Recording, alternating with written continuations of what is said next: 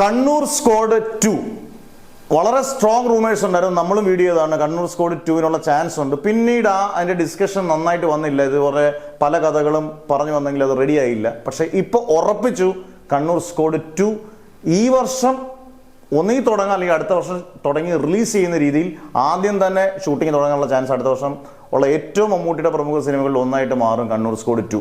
ഈ പടത്തിന്റെ ഏറ്റവും വലിയ പ്രത്യേകത കണ്ണൂർ സ്ക്വാഡ് നല്ല കിടുകാശി പടമായിരുന്നു.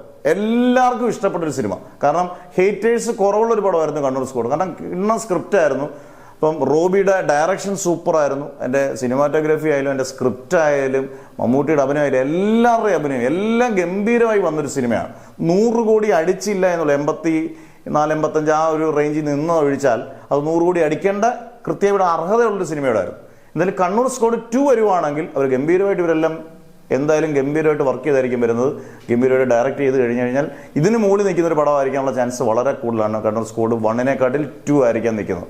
എന്തായാലും മമ്മൂട്ടിയുടെ ഒരു ഗംഭീര പ്രൊജക്റ്റുകൾ ഒന്നായിട്ട് മാറാനുള്ള സാധ്യത ഉണ്ട് കണ്ണൂർ സ്ക്വാഡ് 2. അത് ഉറപ്പാണ്.